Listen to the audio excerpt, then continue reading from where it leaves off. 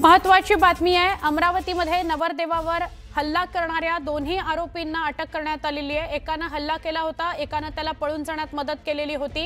या दोघांना अकोल्यातून काल रात्री उशिरा अटक करण्यात आली आहे। 11 नोव्हेंबरला रात्री सुजल समुद्रे या नवरदेवावर त्याचं रिसेप्शन सुरू असताना त्याच्यावर हल्ला करण्यात आलेला होता। हा हल्लेखोराचा फोटो तुम्ही बघताय, त्याचं नाव आहे राघो जितेंद्र बक्षी। हे दोघं मित्रच होते, नवरदेव आणि हा। या दोघांचा काही किरकोळ कारणावरून वाद झाला आणि त्यामुळे ज्या दिवशी या नवरदेवाचं लग्न ज्या दिवशी होतं, मित्राचं लग्न ज्या दिवशी होतं, त्याला रिसेप्शनच्या वेळी जाऊन चाकूने भोसकण्यात आलं। हा राघो जितेंद्र बक्षी तिथून वार करून पळून गेला। त्याला आता ताब्यात घेण्यात आलेला आहे। काल रात्री अकोल्यामधून त्याला आणि त्याच्या साथीदाराला पोलिसांनी अटक केलेली आहे। फरार असलेल्या राघो जितेंद्र बक्षीचा हा फोटो न्यूज 18 लोकमतवर एक्सक्लुझिव्ह फोटो बघताय तुम्ही। ज्याने नवरदेवावर हल्ला केला तो आरोपी कार अकोल्यातून ताब्यात घेण्यात आलेला आहे।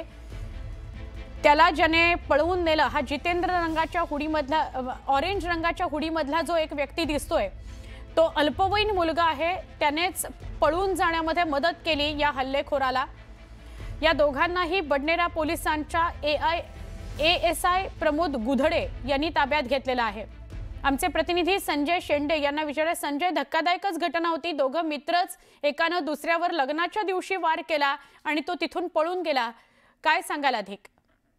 सुवर्ण, निश्चितच आपण बघितलं की 11 तारखेला सुजल समुद्रे या युवकाचा विवाह समारंभ सुरू असताना लग्नात मंडपात जाऊन अगदी स्टेजवर जाऊन या आरोपी जो राघव बक्षी आहे याने हल्ला केला होता, चाकूने हल्ला केला होता आणि तिथून पळून गेला होता।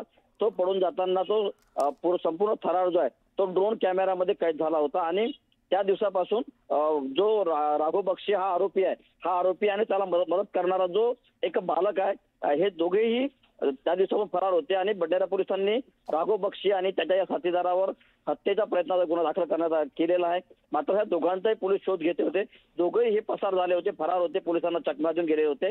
मात्र काल रात्री बडनेरा पोलिसांच्या ASI प्रमोद गुडदे व त्यांच्या पथकाने अकोल्यात हा राघव बक्षी जो आहे तो असल्याची माहिती त्यांना मिळाली होती। त्या ठिकाणी ते गेले असता राघव बक्षी हा त्याच्या मित्राच्या घरी लपून बसलेला होता। राघव बक्षी आणि त्याच्या मित्राला दोघांनाही पोलिसांनी ताब्यात घेतलेला आहे आणि आता अमरावतीला आणण्याची प्रक्रिया जी आहे सुरू आहे। नक्की, धन्यवाद माहिती दिल्याबद्दल।